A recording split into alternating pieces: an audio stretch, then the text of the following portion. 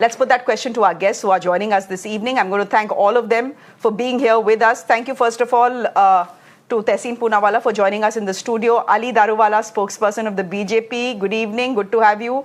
Krishna Hegde, national spokesperson of the Shiv Sena, the Shinde faction, joining us on the broadcast. Anish Gawande, national spokesperson of the NCP, with us on the broadcast, the Sharad Pawar faction. And of course, I've already introduced Tehseen. Gentlemen, thank you very much. Anish Gawande, I'm going to come to you first.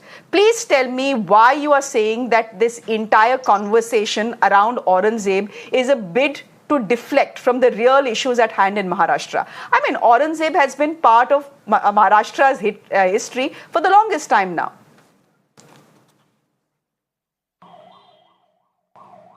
You know, Shreya, I think I am ashamed today to be a young politician from Maharashtra discussing Aurangzeb on national television when there are far bigger crises facing my state today.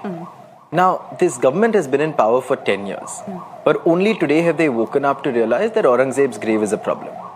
The Chief Minister says that the ASI is not allowing them to do something, but who is the ASI controlled by? The central government. How long has Prime Minister Modi been the Prime Minister of this country? How is it that only when convenient these issues suddenly become relevant and then they snowball out of proportion to become national media debates? You spoke very rightly of the Maharashtra budget. It was the most disastrous Maharashtra budget presented in a very long time. This government is trying to hide its own inadequacies and its own failures. It's trying to hide the fact that the stock market has collapsed almost 16 percentage points in the last 6 months alone. It's trying to hide the fact that the Nifty 50 is at its lowest in almost 29 years.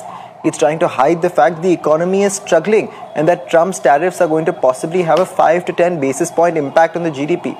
It's trying to ignore the reality that 7 farmers are dying by suicide every day in Maharashtra. And this is why they need to invent Aurangzeb.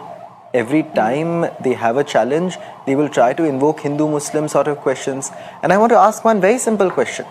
For a lawfully elected government, whose chief minister is also the home minister of the state, to be saying that I will bulldoze this grave, and to be allowing people to say that we will create a Babri-like situation in Maharashtra is shameful. This is what a law minister says.